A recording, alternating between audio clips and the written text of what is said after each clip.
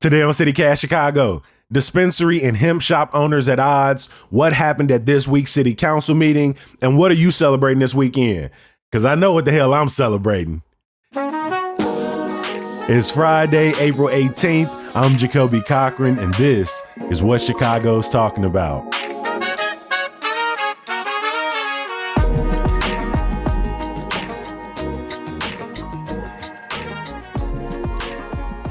I'm joined by some great friends of the podcast this morning from the tribe, Corley J. Morning, Corley.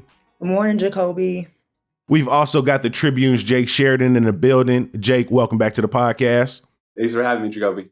Honestly, right when I was doing that intro, something hit me. I am officially joining the Chicago Media Softball League this upcoming season, Jake. Oh my gosh, that's amazing news. Nice. I got out last year for a little bit at the end of the season to watch some of the Chicago media teams face off. Which team are you playing with this year, Jake? I'm on the Tribune Block Club team, of course. All right, so you're on the Tribune Block Club team. I joined the freelance media team this year, and so I'm going to be out there. I've played 16 inch softball my whole life growing up with my family. We play every 4th of July weekend, and so I'm excited to get out there. Before we jump into the conversation, earlier this week, we revealed the results of our Ultimate Chicago Food Face-Off. We did this on the podcast a few weeks ago, and we voted pizza, tavern-style pizza, as the winner. The audience members, the Hey Chicago readers, had a different winner, and that was the Chicago hot dog. And so I want to come to y'all with the final four. It was Ponchki, Harold's, Tavern Style, and the Chicago hot dog. Corley, would you have voted the same way as listeners? Oh, I think y'all had it right when y'all voted Tavern Style.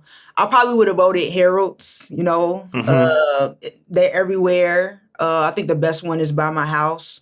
Which one is that? Harold's number 35, 127th and Halsted. Right across from the cemetery. Yeah, exactly. And so I think y'all had it right though. Tavern Style pizza, you can't go wrong with either chicken or pizza. I don't know what's wrong with y'all listeners. Hot dogs was crazy.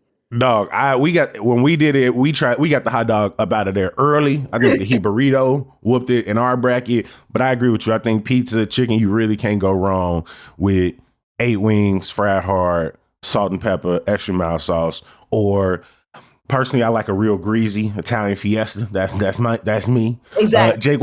Jake, what about you? You with the Chicago hot dog, or you picking something else? I'm looking at this bracket. Punchki makes way too big of a run for me. It was a close race. It beat old fashioned donuts like 51-49. It beat Italian ice like 50.5 to 50.4. It's fine.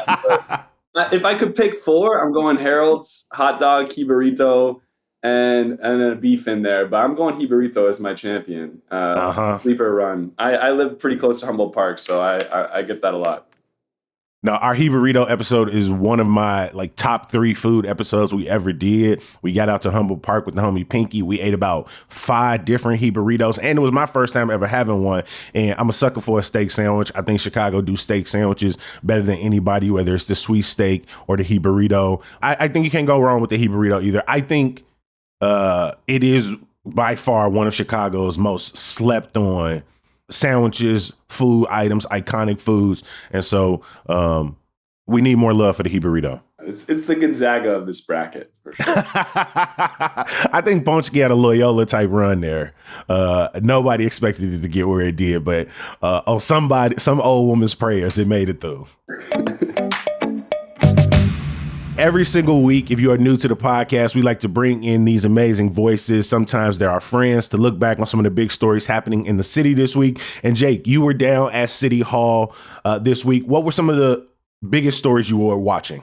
Yeah, the 2 biggest things that I was looking at this week were what's going to happen with the mayor's revolving loan fund, his green social housing program, and also what's going to happen with this curfew that Alderman Brian Hopkins is pushing for. The headline maybe is that it really happened on Wednesday, but there was some progress on both of these things. So the revolving loan fund, which I know your listeners heard about it was stalled last Wednesday, over concerns in the city council regarding a number of things that aldermen felt like just weren't fleshed out enough. The city, Mayor Brandon Johnson's administration made tweaks. Seemed like they won over some aldermen. Then on Monday, there was a whole new problem. AFSCME, the government workers union that represents a lot of Department of Housing employees, they said that the ordinance did not work for them. They have really, really good relationships with aldermen. That was, at the time, kind of a death blow for the ordinance. Could not pass. That's something we did not mention on Tuesday. We did talk a lot about alders wondering, like, okay, the mayor gets to appoint everybody to this. How long they'll serve on their terms is a problem. Will they have to follow all of the same state regulations as other departments? But this particular nuance we didn't get into. Yeah, it popped up pretty late. I first heard about it like kind of into the morning Monday. And I saw the AFSCME lobbyists back there doing their thing. And a lot of aldermen got up and spoke during that meeting and said, they're not on board. I can't vote for this. But they were worried that it would privatize jobs kind of related to housing that they have workers doing in the Department of Housing. The mayor's administration was not really budging with them. They requested a change in language that would kind of prevent privatization. And the mayor's office wasn't budging. They had all these negotiations. They were talking on Sunday night, I think, throughout the day, Monday, Tuesday. They were talking Wednesday morning, trying to hammer out a deal. At 9:29, I got a text saying there was a deal. There was a meeting that started at 9:30 to vote on this. And so I think the mayor felt probably, or the mayor's administration felt really good going to that meeting, that they had finally responded to the concerns of the city council of the union. And then they lost a vote. They must have not had run a good roll call there, because I think, they were probably pretty surprised that this didn't. The mayor really, really wanted to move ahead on this Wednesday afternoon to have a final vote to get this policy fully passed. Didn't work out, but it's not dead. I think it has a fairly good chance of passing in the near future. There's this policy, this effort to spur the construction of affordable housing by loaning money, kind of making the last bit of financing cheaper for developers. So it's a really novel idea. It's an ambitious idea for the mayor, but it's not one that he's able to enact yet, because he's got to win more people over. And then you said you were also watching this push by a downtown alder to levy a stronger curfew against young people. There's already an 10 p.m. deadline on people under the age of 18 across the city. What exactly was the alder pushing for, and how did his colleagues respond? Yeah, so Alderman Brian Hopkins, after two pretty high-profile so-called teen takeovers in Streeterville, where he's the alderman.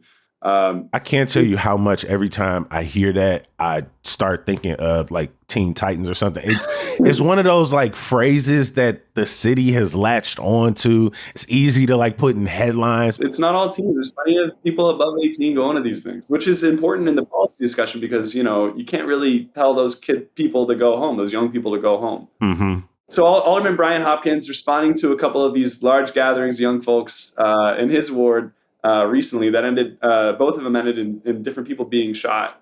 He pushed for a 8 p.m. curfew on minors downtown. So in his area, where he felt like these gatherings were particularly disruptive.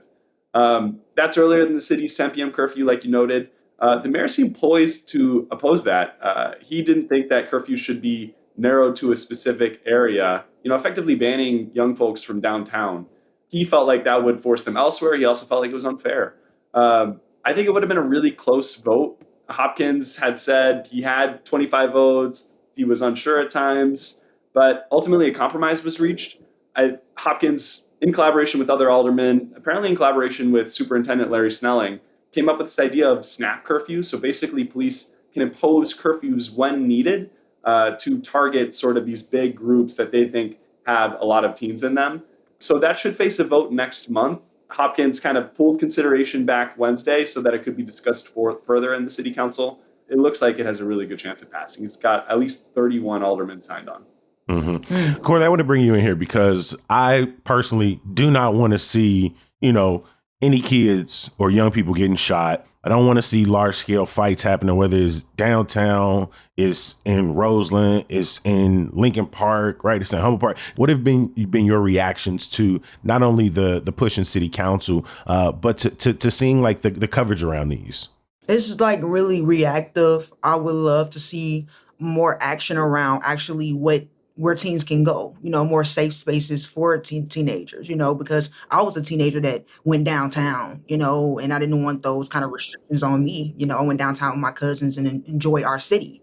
And this new ordinance that they're trying to propose, I just think that it gives police a little bit too much power, and allows them to say whatever they want, basically. Like, if, oh, we're gonna go hang out at the lakefront, oh well, we just decided that you can't be here after 8 o'clock. That's what I think would happen, and it would lead to more sticky situations. That's my biggest concern as well. Like blanketed power to the police to decide when and where these are enforced.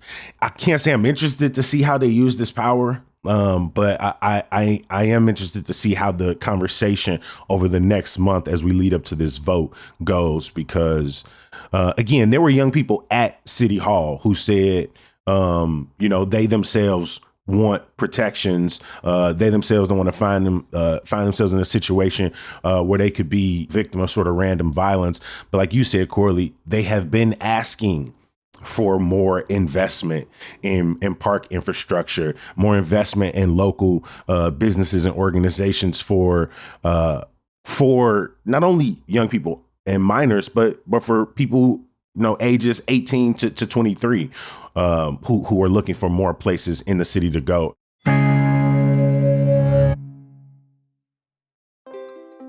Hi, I'm David Plotz, the CEO of CityCast. We've all set health goals: lose weight, exercise more, eat better. But without a plan, those goals often fade. That may have happened to you. It has definitely happened to me. And that's where Prolon comes in.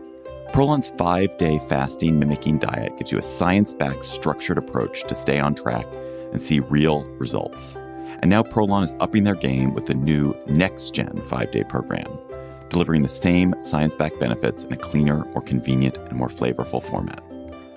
Prolon is a plant-based nutrition program featuring soups, snacks, and beverages designed to nourish the body while keeping it in a fasting state, triggering cellular rejuvenation and renewal.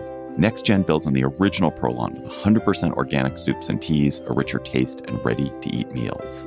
Developed over decades at USC's Longevity Institute and backed by top U.S. medical centers, Prolon has been shown to support biological age reduction, metabolic health, skin appearance, fat loss, and energy.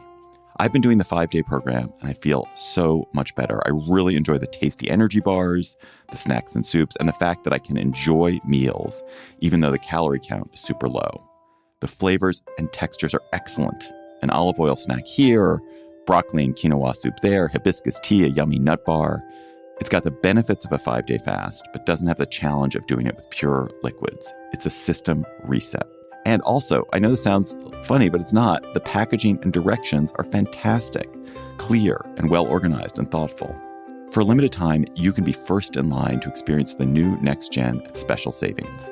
Prolon is offering CityCast listeners 15% off site-wide, plus a $40 bonus gift when you subscribe to their 5-day program. Just visit prolonlife.com/city. That's PROLONLIFE.com/city to claim your 15% discount and your bonus gift. prolonlife.com/city. Corley, over to you. On Monday, we had two alders on the podcast to discuss the fight around hemp regulation in the city. And one of the things I love about the tribe's work is you all sat down with people who own hemp businesses, or people who own smoke shops that sell Delta 8, Delta 9. And you all also sat down with Black dispensary owners who want their voice to be heard in this. Can you kind of talk about what that conversation has looked like and what both sides of business owners want in this? Black dispensary owners or social equity advocates in the weed space, they want regulations around hemp that they feel like are undercutting their businesses. So, like these weed dispensary owners, they have to go through rigorous processes to get their licenses.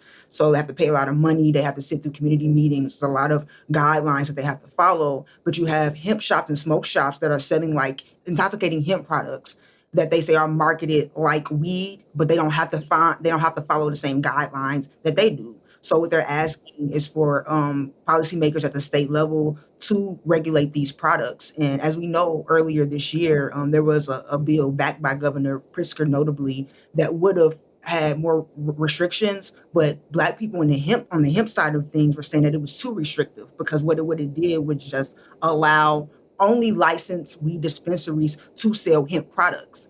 And we know that not all hemp products are intoxicating. So they're trying to really target like these Delta 8 and Delta 9s that we see in like these tobacco shops or gas stations. We see them look like pre-rolls or gummies. And what's really interesting is I talked to two Black weed dispensary owners, Akil Parnell of Umi is supposed to be opening next month in Lincoln Park, and Misha Pike, who celebrated the grand opening of her dispensary in South Blue Prairie Cannabis.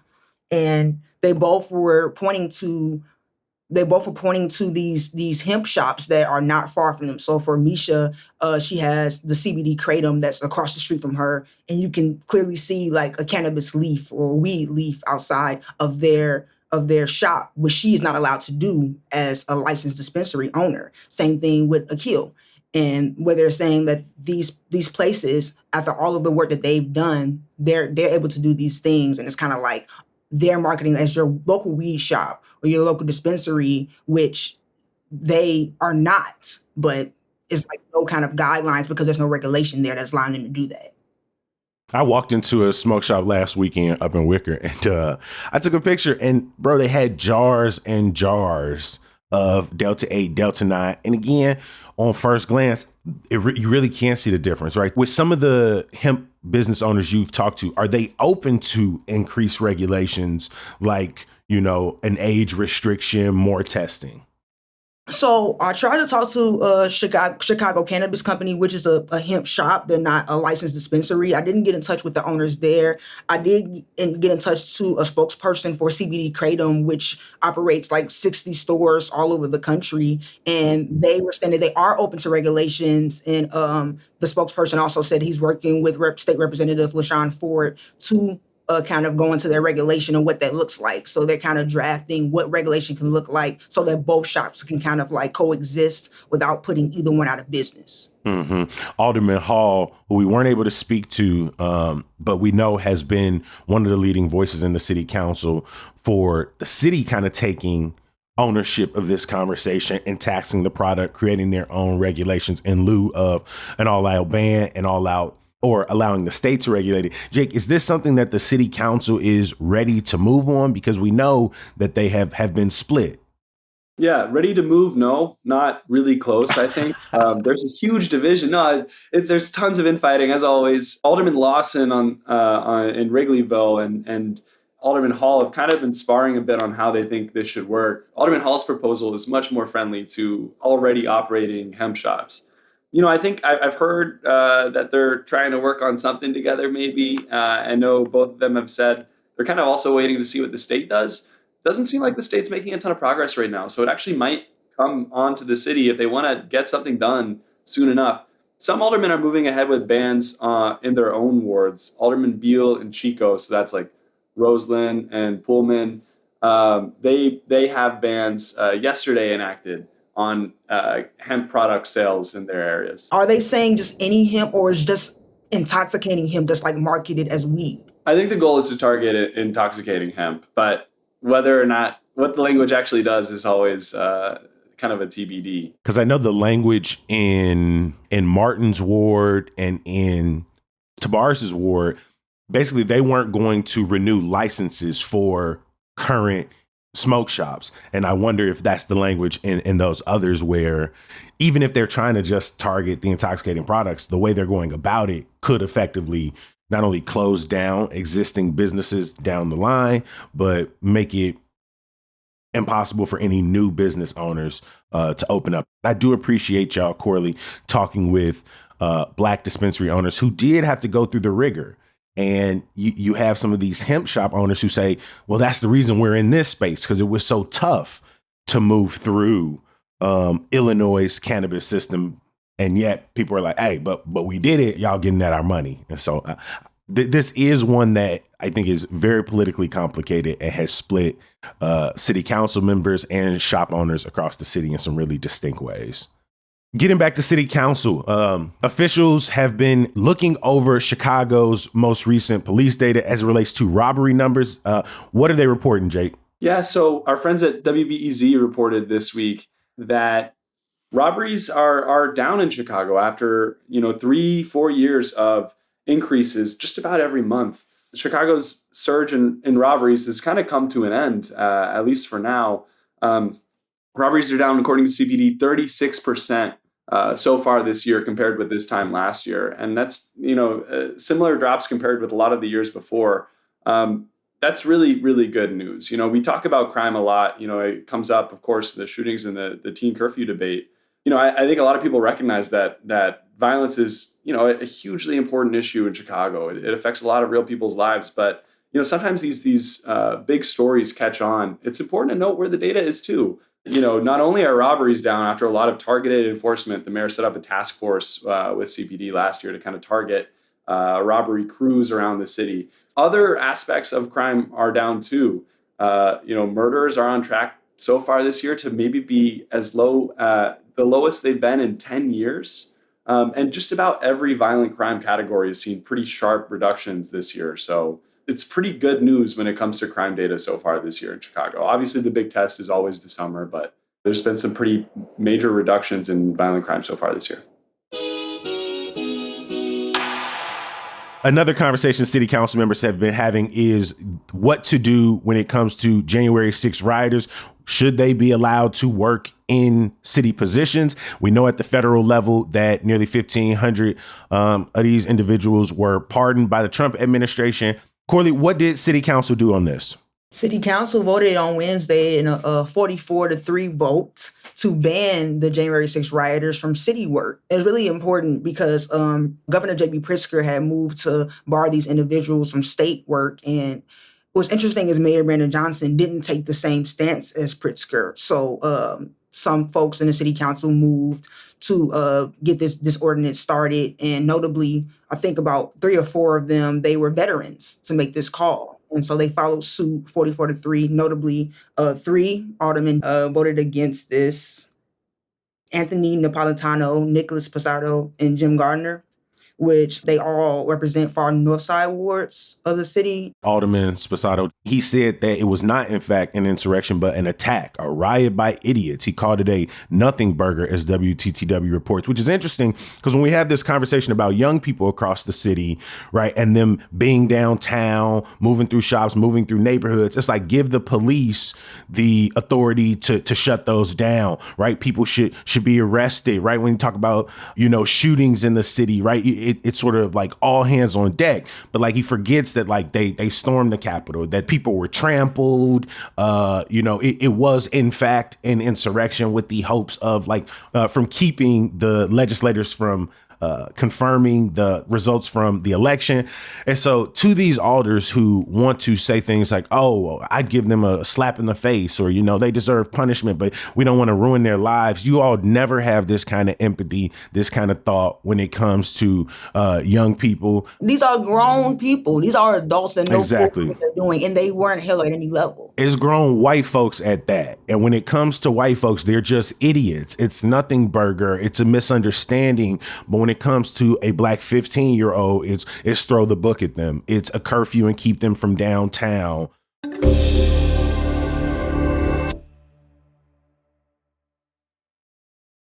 Every single episode of CityCast Chicago ends the exact same way, and that's with some good news. We also do a little bit of begging to ask you to come back to the very next episode. I heard from Leona earlier this week, who was like, you know what, Kobe, when you beg a little bit, when you ask, it makes me come back. And so just for you, I'm going to do it again and say, hey, make sure y'all bring y'all ass back here for the next episode and the next episode. And if you're new to CityCast Chicago, we've been here for I think 1,030 episodes at this point. So go ahead and dig through the crates like your favorite record shop and put yourself on, do the knowledge. But again, some good news.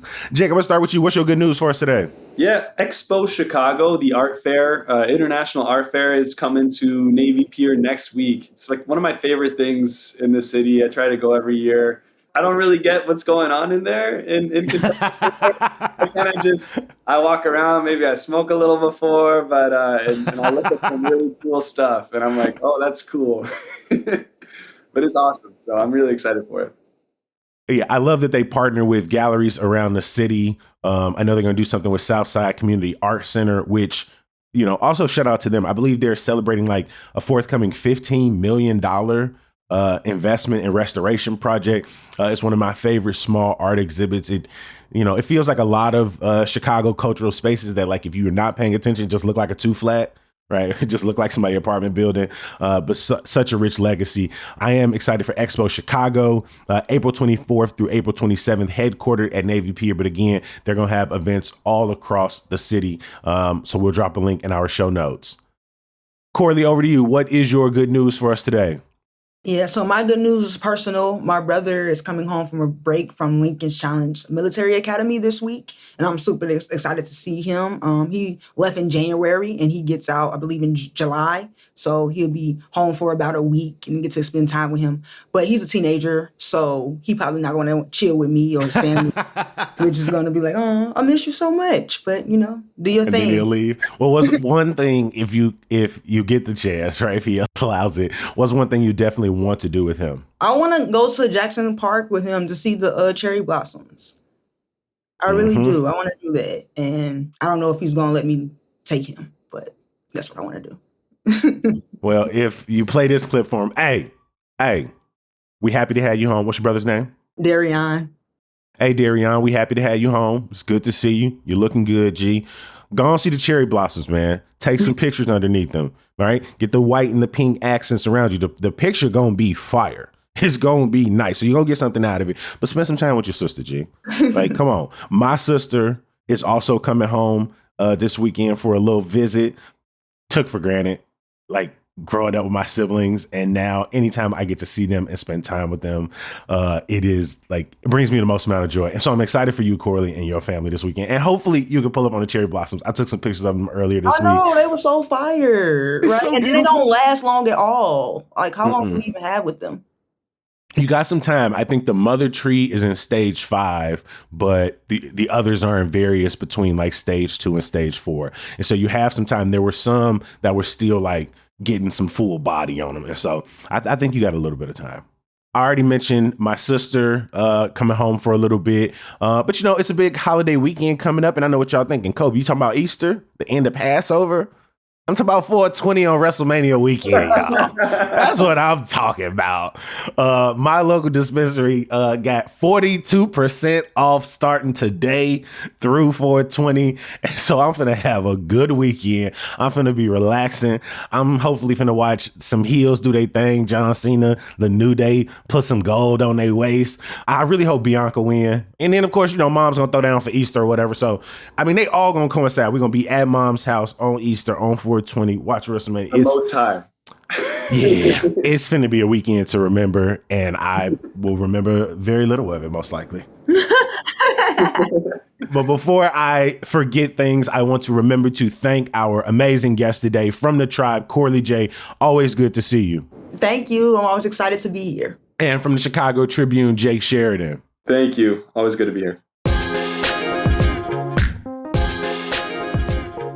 Before we get out of here, I want to give a huge thank you to all of the people who make CityCast Chicago possible. Our executive producer is Simone Alisea. Our producer is Michelle Navarro. Our newest members are Hey Chicago newsletter editor Emmy Mack and social media manager Rick Homer. We appreciate both of y'all for joining the team. The music we all love is from Sam Thousand, All the Kimonos, and Mark Greenberg from the Mayfair Workshop. Additional music this week from Wendy Marcini, as well as Abbas Premji from Triple Scoop Music via Getty Images. Hey, if you enjoy the show, please share us with your friends and family.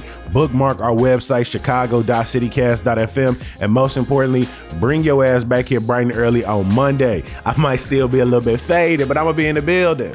Peace.